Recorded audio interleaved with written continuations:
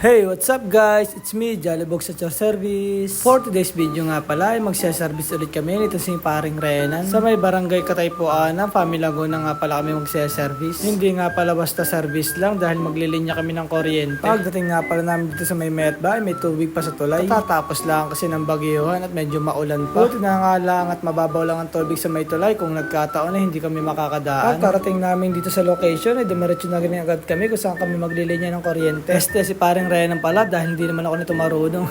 At dito ay inumpisahan na agad namin ang aming mga gagawin para makauwi rin agad kami. Hapon na rin kasi nung umangat kami sa bahay. Kaya medyo mabilisan ang aming kilos. Pero syempre kailangan quality pa rin ng gawa. At dito nga pala ay tinuturuan ako ni paring Renan ng tamang putol at tamang sukat ng wire. Ewan ko ba dito kay paring Renan, lahat ng alam ay tinuturo sa akin. Kasi sarap ng paupo-upo lang sa trabaho ay tinuro pa sa akin talaga.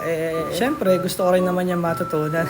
Sa totoo lang ay napakarami ko natutunan dito sa kumpare yung ito. Napakadami kasi nitong alam na gawain. Pero syempre, mas mabuti na yung marami kang nalalaman lalo na sa hanap buhay namin. Hindi rin kasi biro ang maging freelance. Minsan may gawa at kung minsan naman ay wala. Kaya po sa mga gusto magpa-service dyan, pwede nyo po akong i-direct message. Nagsiservice po kami sa Signal, CCTV, at ito nakikita nyo po, naglilinya din po kami ng kuryente. At pagkatapos nga pala namin ilatag ang mga wire, ito na, itetest na po ni paring Renan kung saan namin ito itatap. At hanggang dito na lang pala ulit muna mga ka-Jollybogs.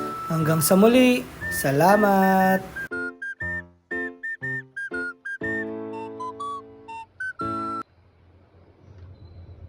Yan. Yan. Yun.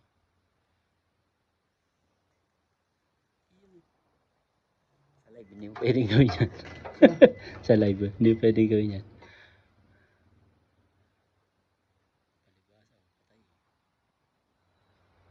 Yan. Gigilo. Bawasan mo pa. Masyado maba. Ang ano lang, mga 5 mm lang. Yan. Tapos yung kabila.